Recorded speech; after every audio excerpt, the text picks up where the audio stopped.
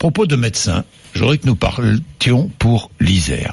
Écoutez bien, parce que vous avez été opéré, vous pouvez être opéré, bon, tous les chirurgiens ne ressemblent pas à ce chirurgien-là, suspendu par le Conseil national de l'ordre des médecins pour une période de 3 ans, dont 18 mois avec sursis. Qu'est-ce qui s'est passé? Qu'est-ce qui se passe?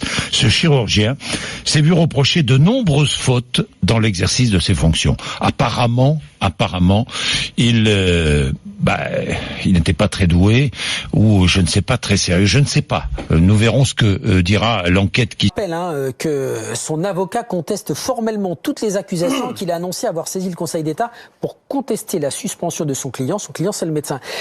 Nous avons appelé Frédéric Bagalino. Bonjour. Oui. Allô. Allô.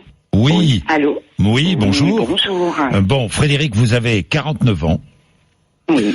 En 2009, vous êtes opéré d'une fracture de la malléole par ce chirurgien. Tout à fait. Oui, en décembre 2009. Voilà, en 2009. Depuis, vous avez subi 50 interventions et une amputation de la jambe. Une double fracture de la malléole, donc une intervention Oui. banale. Il y en a plein, et voilà. Donc, suite à un matériel pas du tout adapté. C'est-à-dire que le chirurgien avait posé un matériel pas adapté qui a cassé. Exactement. Le matériel étant trop grand pour ma cheville, l'articulation de ma cheville, il ne pouvait pas aider la consolidation de cette cheville. Hein. Et puis le problème au départ, c'est la première opération de ce fameux chirurgien. Complètement. C'est avéré, c'est sûr. Oui. Matériel, pas positionné correctement, os. Les expertises qui ont été rendues concernant ces personnes ne mettent pas en cause un acte médical défectueux ou malencontreux ou fautif en tout cas du praticien.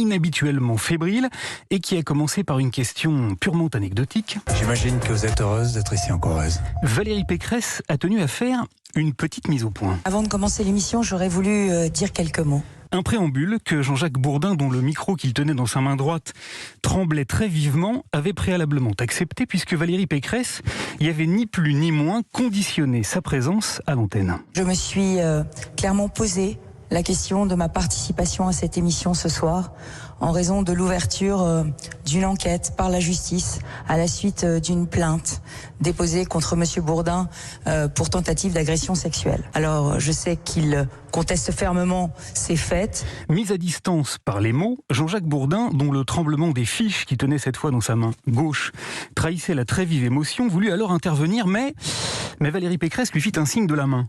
un signe qui indiquait que ce n'était pas son tour. Pas encore, car elle n'en avait pas tout à fait terminé avec lui. Mais je voudrais le dire très clairement. Si ces accusations sont avérées, elles sont graves et elles doivent être condamnées. Alors bien sûr, Valérie Pécresse prit soin de justifier sa présence en invoquant l'incontournable présomption d'innocence dont bénéficie le journaliste. Une voix blanche qu'on ne lui connaissait pas. Quelle était sa position à lui ? Je voudrais ajouter, Valérie Pécresse, j'ai décidé de ne pas m'exprimer à ce sujet, mais je conteste les faits rapportés par la presse et je laisse la justice faire son travail. Séquence totalement inédite à la télévision et pour autant hautement embarrassante à maints égards. Gênante d'abord pour Jean-Jacques Bourdin, dont la présomption d'innocence aura été très méchamment malmenée.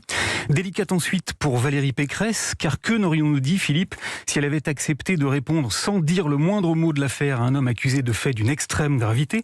Et compliqué enfin pour BFM TV qui, en refusant d'écarter de l'antenne son journaliste au motif qu'il n'a pas été jugé, l'a, malgré elle, hautement fragilisé dans la pratique de son métier. Le débat est complexe, toutefois, j'aimerais pointer ici un paradoxe, car sur l'autel de la neutralité, de l'indépendance nécessaire à la sérénité des débats, tous les journalistes qui sont en couple avec des personnalités politiques sont éloignés de l'antenne, privés d'émissions politiques.